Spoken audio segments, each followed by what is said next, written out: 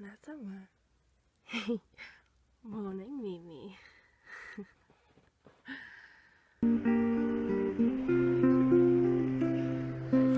In the bleak midwinter, frosty wind made moan. Earth stood hard as iron, water like a stone. Snow had fallen,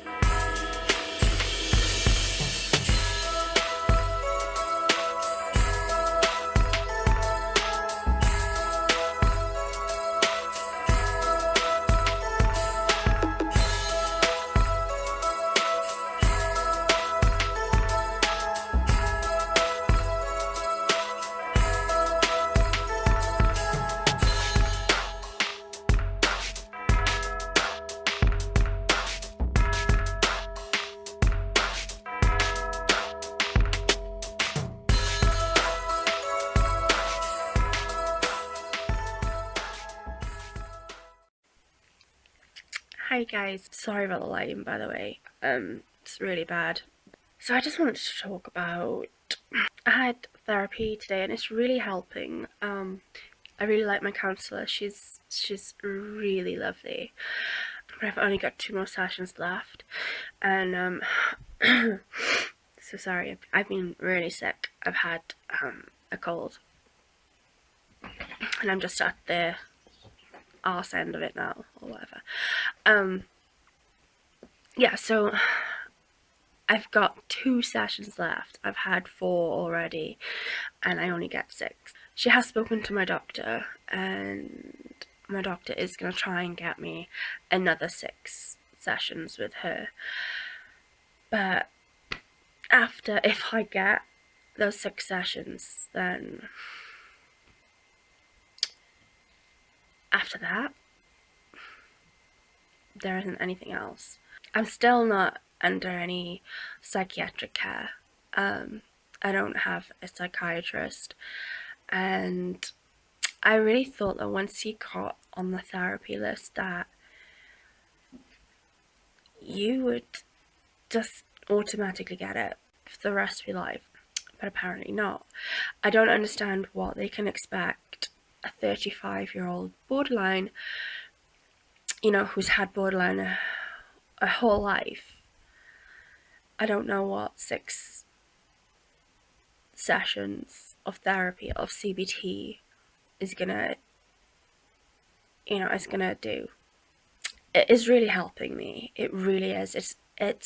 She's taught me a lot of tools. She's given me a lot of tools that I can work with, and they really do make a hell of a difference. That as of right now, I've got 2 sessions left. Something has to change, guys. I know the NHS is pushed, but something has to change.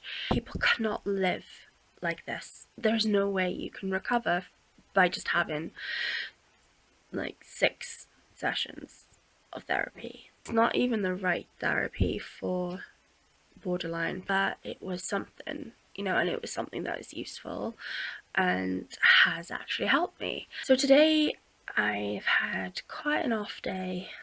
I didn't sleep very well last night. Mimi kept me awake because she kept wanting to like go to the loo.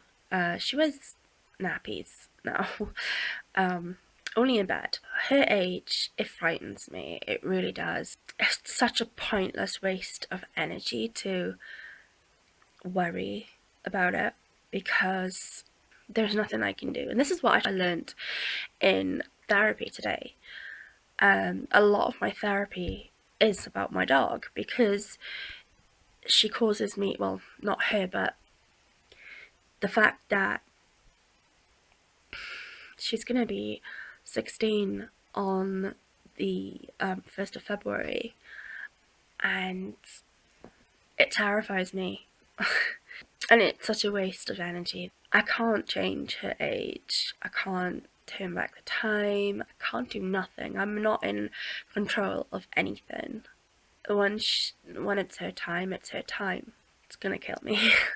And I really try to be rational about it, and I can be rational about it without actually having any feeling attached to the conversation. Like I can talk matter-of-factly about the fact that, you know, she could die anytime. But then sometimes it feels real.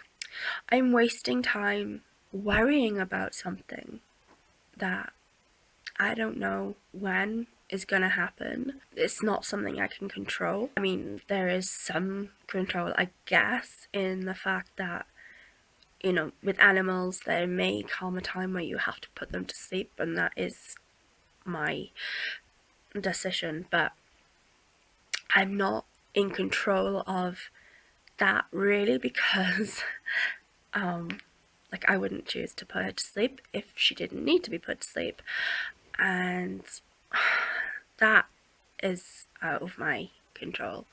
Her health is out of my control. As much as I can try and keep her healthy and safe and warm and fed, and I mean, she is my entire world. And as you know, the last couple of years with her getting a lot older, our whole lives revolve around her, and you know, that's not an issue for me. That's fine, but it has to revolve around her. Well, it doesn't have to, but for me it does have to, because she can do very little by herself because she's hard of seeing. Just had to switch phones. My phone ran out of memory. Yeah, right now our life revolves around her, and that's the way that my husband and I want it. Our lives is literally on hold. I want to get like a part-time job that I work full-time but from home. But I do want to be, you know, working out of the home. But right now, that isn't an option for me because I don't want to leave her on her own. She's never alone unless, I mean, we can go shopping. Well, she was on her own for a few hours today. But that's like once a week that I go out with my mum. Other times then maybe on the weekend we'll go and, you know, get groceries. But yeah, apart from that, she's always with us. That's the way I want it because I want to be there when it's her time to go. We aren't going to go on holiday because we don't want to leave her, obviously. So holidays are off the agenda unless we can take her back. She's not aware of her surroundings because of her eyesight, and I think there's some maybe like Alzheimer's or dementia or something like that. Like she's forgotten all of the words that she knows, and her personality has changed a lot. But she's almost 16 and that's completely fine. So I don't think it would necessarily be fair to like take her on holiday, and I'm not talking abroad because we would never take her on a plane, but like there is this little flat that we rent sometimes in Saundersfoot, and I would love to be able to just take her away for like a few days and just relax and things. But I mean, that's what humans do, that's not what dogs is. It could probably stress her out a lot being in unfamiliar surroundings, even though she's been there before. But I just love her. I've had her since I was 19, but I am putting my tools into practice, and yeah, it's really good because although I'm still feeling depressed, I keep telling myself, and I talk to myself, my therapist tells me to talk to myself because I can kind of rationalize myself, if that makes sense. So I actively talk to myself and I'll say, look, you're getting depressed over nothing, over something you can't control, and you know, just grab the here and now. She is breathing right now, she's lying right next to me right now, and she's here, and so everything is good because she's here.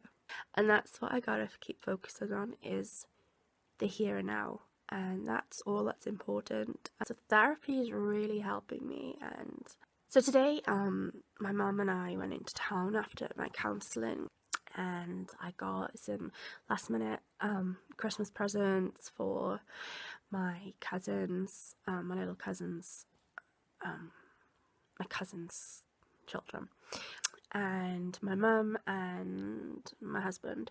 I wrapped my mum's, my dad's, and because hubby and I are exchanging gifts tomorrow. I've already said this, I think. Yeah, because they're going to Spain on Saturday for Christmas.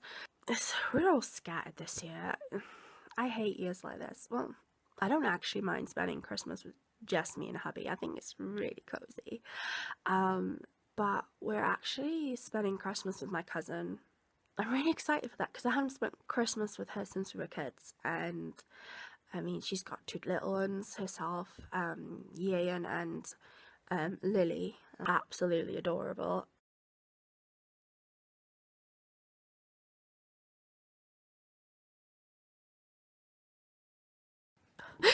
Okay, so scrap all that I said in the last video. I'm really struggling. I'm trying to be positive. I'm the kind of person that it's probably because of depression and whatnot, but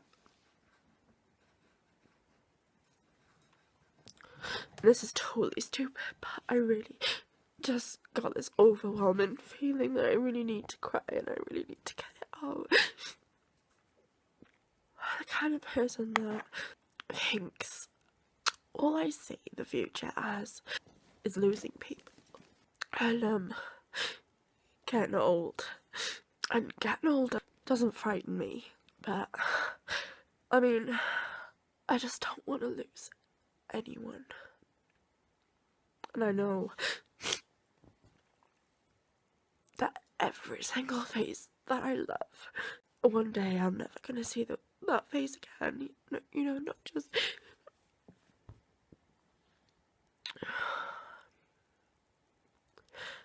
my grandparents, my parents.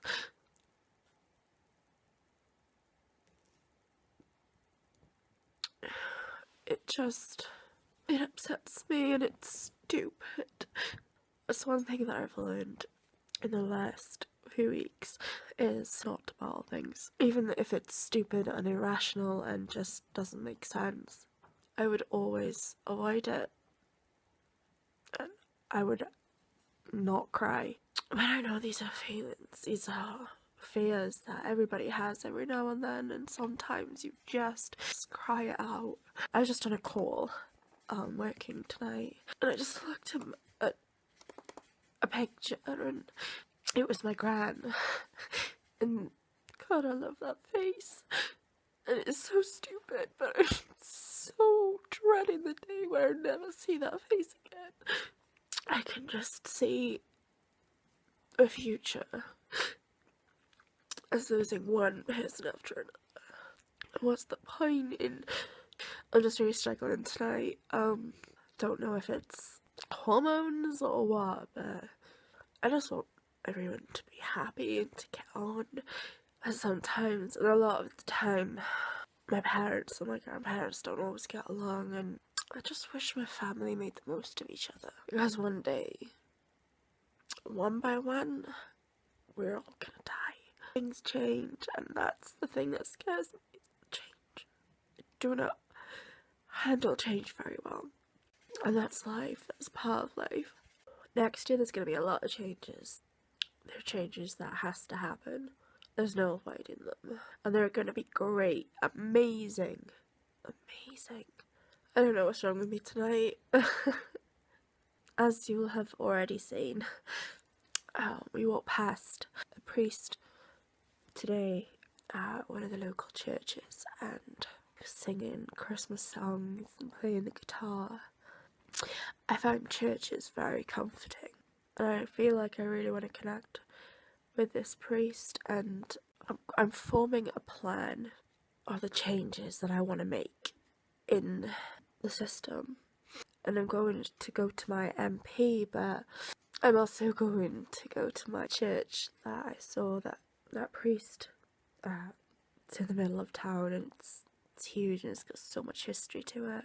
But I feel like I really need to, I don't know, just be a part of something good, and I'd really like it if I could have the help of the church to get my plans up and running. I think it would really help. Anyway guys, I'm gonna go, and I'm gonna, I don't know. Bye. Okay, it is 25 to 3 a.m. and you'll never believe what I just did. I went on the church's website and I called.